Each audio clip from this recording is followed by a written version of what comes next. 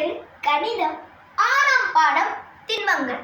மாணவர்களே, திண்மங்களை இலகுவாக படிக்க போகின்றோம். அத்துடன் விளிம்பு முக உச்சை எப்படி பாடமாக்குவது என்றும் பார்க்க போகிறோம். வாருங்கள் மாணவர்களே, எப்படி மனப்பாடம் பண்ணுவது விளிம்பு முக உச்சிகளை பார்க்கலாம். முகமை முதலாவது முறையில் நாம் முகத்தை தான் பார்க்க வேண்டும். 1 2 3 4 5 6 உச்சி பார்க்கலாம். 1 2 3 4 5 6 7 8 விளிம்பு எத்தனை? 1 2 3 4 5 6 7 8 9 10 11 12 இவ்வளவு கண்டுபிடிச்சா பரவாயில்ல. விளிம்பு 12. ஆனா மாணவர்களே, கனவுரு சதுரமுகியில் விளிம்பு முகம் உச்சி எல்லாமே சரி. பார்க்கணும், உச்சிக்கும் 8, உச்சினா உச்சி 8, கனவுட உச்சி 8, முகம் 6, சதுரமுகிய முகம் 6, விளிம்பு 12, கடவுட விளிம்பு 12.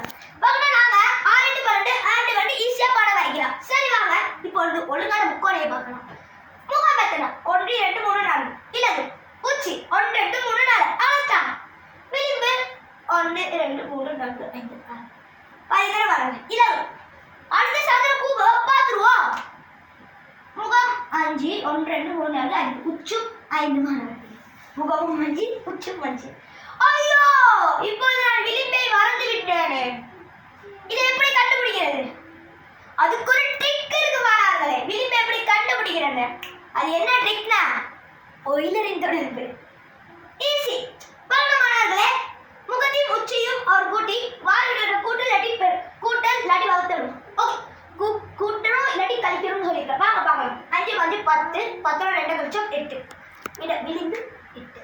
அப்படிதான் கண்டுபிடிச்சிட்டோம். சரி சரி, முக்கோண ரீதி பார்த்துருவோமா? ஒரு சொல்ற மாதிரி உண்மையானு பார்த்துருவோம். வேலை முடிஞ்சு. உச்சி உச்சிதான் முகம். நம்மளோட கண்டுபிடிச்ச படம் உச்சி ஈஸியாக கண்டுபிடிக்கலாம். முகம் 5 உச்சி 1 2 3 4 5 6. ஓகே, விளிம்பை கண்டுபிடிப்போமே. 5 6 எத்தனை? 12. 5 6 11. 11 ஈஸியாக 12.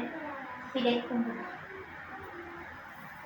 எப்படி கண்டுபிடிச்சிட்டோம்? ஓகே மாணவர்களே, இப்பாடத்துல மாணவர்களே நீங்க இலகுவா நாங்க படிச்சிருப்பீங்கன்னு நான் நினைக்கிறேன்.